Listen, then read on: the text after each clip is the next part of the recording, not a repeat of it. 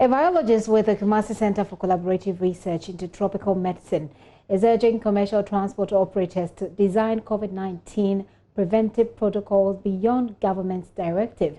This comes after President Akufo-Addo announced that commercial vehicles can now resume operations at full capacity, as you've already heard. In consultation with the Ministers of Transport and Aviation and the leadership of transport operators, government has taken the decision to lift the restrictions in the transport sector and allow for full capacity in our domestic airplanes, taxis, trotros, and buses. The wearing of masks in vehicles and aircrafts and the maintenance of enhanced hygiene protocols remain mandatory.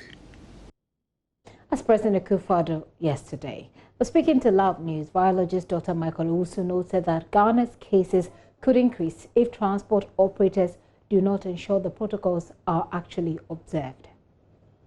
One of the signs behind phase easing of restrictions is what we call building immunity for the population as you go on. Africa, as I said, we are lucky, one of the luckiest in the continent, because the virus has not caused so much devastation like we have seen in many countries. Not just because of the mitigation measures, but we seem to have some natural, unexplained systems, physiological mechanisms that seem to make us more stronger. Some will say we are more robust against the virus.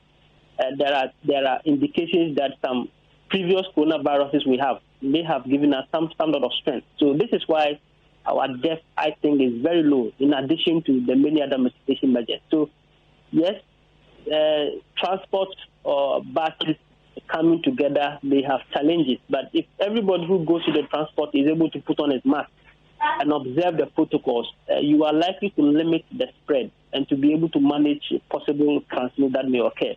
My worry is about the long buses, which may not have adequate ventilation.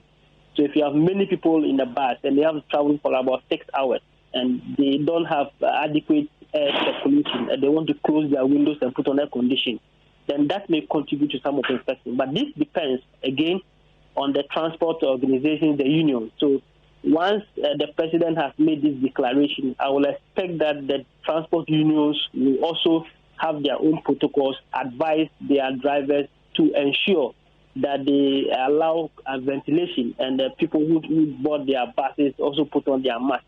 And then we have to test and experiment this, at least for the second phase. And when things go on well, then of course we can go back to our normal duty. Everybody is eager to go back to our normal duties. We cannot stay indoors and say that everything is fine.